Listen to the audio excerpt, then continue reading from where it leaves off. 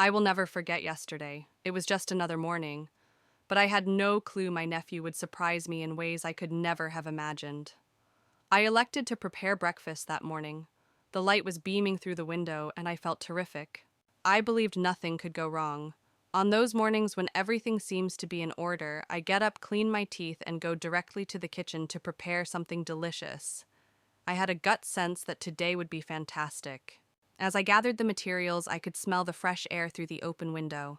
I was certain that the eggs and bacon I was preparing would taste delicious. When I heard bacon frying, I felt joyful. While I prepared, I appreciated the early calm and quiet. I appreciated having this time to myself before the day became crazy. It was a short period of tranquility for me. As I was nearly finished with breakfast, I realized I had forgotten something extremely important: hot dogs. How could I possibly have missed them? My nephew adored hot dogs and always looked forward to them when we ate breakfast together. He was unable to eat a meal without them. Knowing how much he looked forward to them made me a bit concerned. As soon as he spotted flowers on the table, I could see his face light up. His favorite comfort meal was hot dogs, and he didn't care what else was on his plate as long as they were there. They were quite important to him, and I didn't want to disappoint him. Before he arrived, I knew I needed to prepare them. What exactly is wrong? Where are all the hot dogs? I was a bit worried since I knew my nephew Stefan was coming around for breakfast shortly. I hurriedly searched all around the kitchen for them, hoping to locate them before he arrived. Stephen adored hot dogs above all else, and I didn't want to disappoint him. The thought of him coming downstairs with his favorite meal made me go even quicker. I was ready to give up when I heard a soothing voice behind me. "What's causing you to be so furious, Angel?" When I turned back, I noticed Stefan standing there, not my mother as I had assumed. The voice surprised me for a split second. His soothing grin nearly made me forget how terrified I was. He appeared to be concerned about what was bothering me. "Oh well," I stammered and felt horrible about it. "Stefan, don't be furious with me since I forgot to cook your favorite hot dogs." I lost my stream of thought and shame washed over me. I knew he would be unhappy, but I had to admit my error. The way he responded that morning was odd. Stefan smiled as I had never seen him before.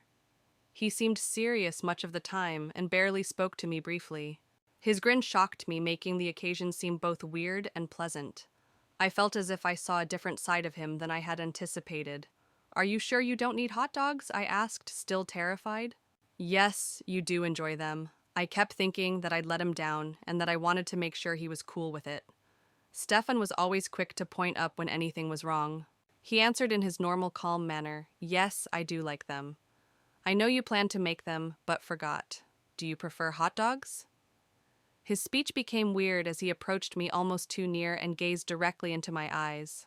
I had no idea what to think about that unusual situation. I answered, "Oh yes, hot dogs are great for breakfast." But I couldn't explain why my heart was racing so rapidly. When Stefan began acting strangely, things began to seem odd. I knew there was something in the air that made me anxious, but I had no idea what it was. Something appeared off, whether due to Stefan's behavior or the strangeness of the situation. Stefan placed his hands on his slacks and added, "Try this hot dog." I was taken aback by his remarks and behavior since they made no sense. I soon responded, "However, we do not have any hot dogs." This just made me feel worse. I stated I had forgotten to get any at the market, and I was speaking so rapidly that I almost stumbled over my words. He didn't appear to notice that there weren't any hot dogs. Something wasn't right about the way he was behaving, and I knew it was because his focus was elsewhere. He said that was okay, but the way he stared at me made me feel badly. I didn't sure what to respond as his hands continued creeping towards his trousers. Something had shifted in the air, which was unnerving.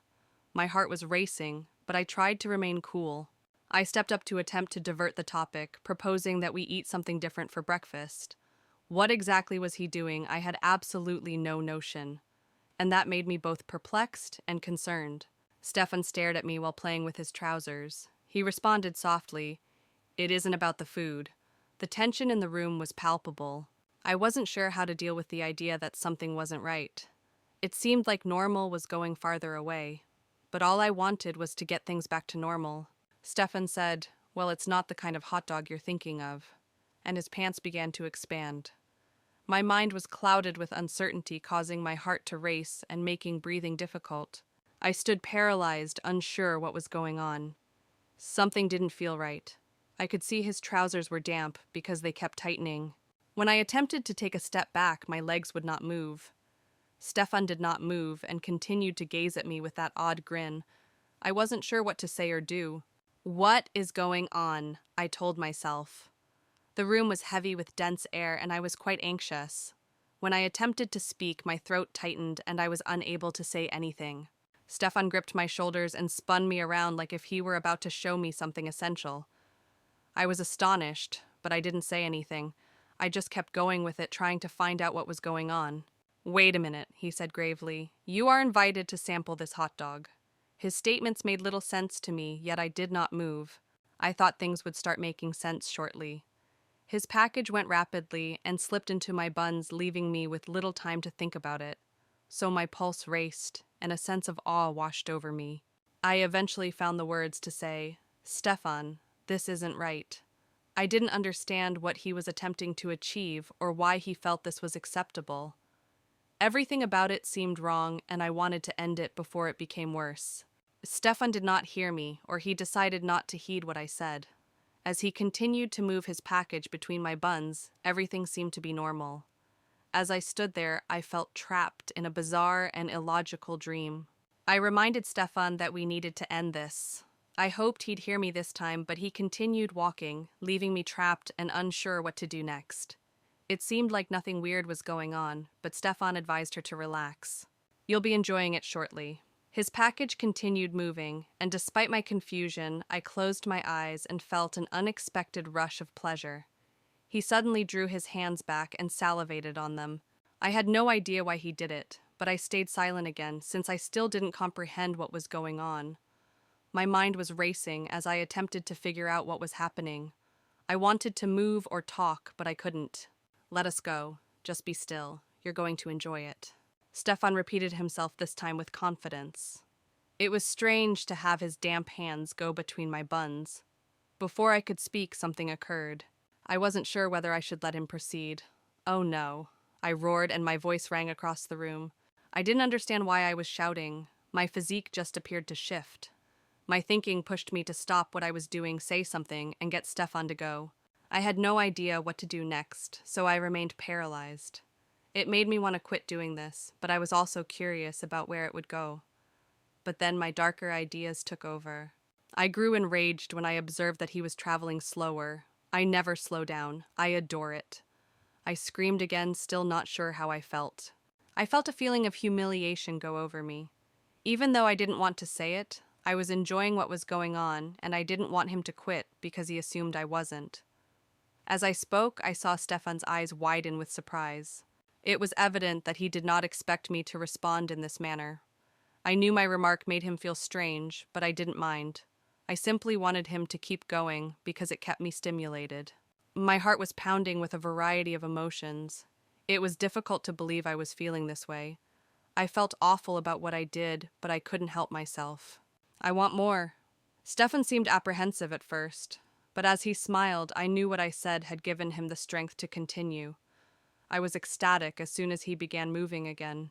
It felt nice to express what I wanted for once, since I was experiencing a peculiar sensation. I hoped I could let go of my guilt and enjoy the moment. As we progressed, I grew more absorbed in the event. My embarrassment and concern gradually evaporated, and I felt liberated. I felt like a weight had been lifted off my shoulders. I let go of any hesitation or confusion, and really enjoyed the moment Stefan grinned when he saw it. "Are you not having fun with this?" he replied with a larger grin. The sound of his words amplified the situation, and I felt heated all over. He said, "Can I show you something even better?" I am interested in his voice.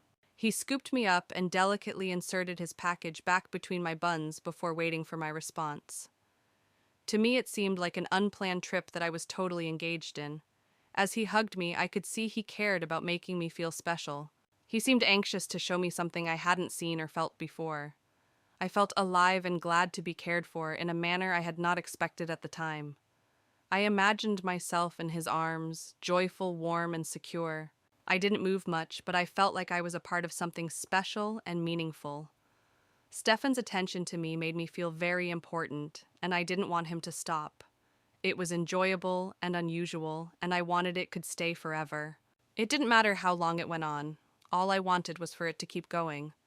So when he suddenly stopped talking, I became really disturbed. I was puzzled why he had stopped and hoped he would resume soon.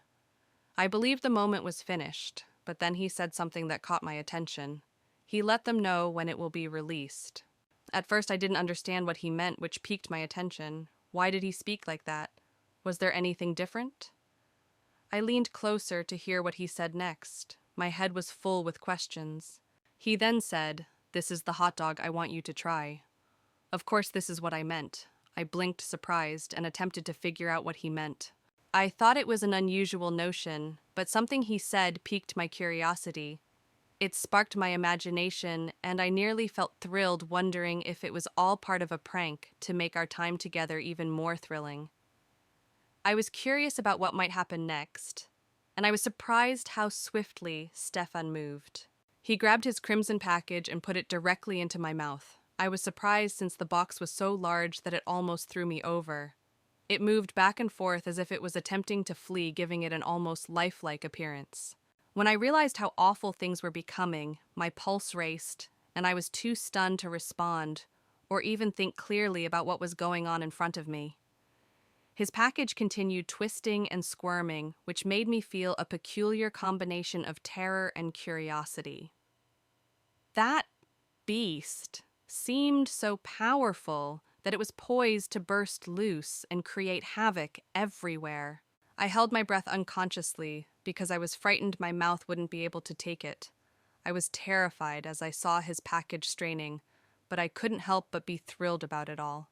I had never seen anything like this before, and I couldn't stop wondering what would happen next. Stefan leaped up and down, exclaiming, "It's here! It's here!" He had his eyes clenched tightly as if he was expecting a surprise. My heart rate increased as I considered what might happen. I was both intrigued and concerned about him because of how he was behaving, and I could see that whatever he was anticipating was significant. I was eager to see how things turned out. Then unexpectedly, my lips emitted a thick white liquid in response to the pulsating package. It dropped to the ground, creating little puddles that shone in the sunshine. I'd never tasted anything like the delicious nectar before, and I want more. It was difficult to accept that something so weird could be so pleasurable. I know it's true, but all wonderful things must come to an end. I was a bit disappointed when the thrilling portion ended, but I was grateful for the opportunity. Stefan seemed overjoyed when he was finished, as if a heavy weight had been lifted off his shoulders. Stefan did not leave me alone for long as I attempted to figure out what had occurred. He approached and began assisting me in cleaning up the mess we had made. As we cleaned up the spilled liquid, I experienced a range of emotions, including shock, happiness, and confusion about what had occurred. Stefan walked over with a big, genuine smile after everything was clean. He smiled and said, "Don't be afraid to call me if you ever want a hot dog again." I blink in surprise as I try to figure out what he said. I wanted to laugh at how serious he was about hot dogs. But after our usual adventure, I felt a connection with him that I had not expected. While he was gone, I stood in the kitchen a little lost. I realized I hadn't had breakfast. The day that appeared so normal at first had turned into something crazy and unpredictable. Nonetheless, I knew that my nephew and I had just shared a memorable moment. I smiled to myself as I reflected on how much fun we'd had and how eager I was to see what happened next. I was very excited.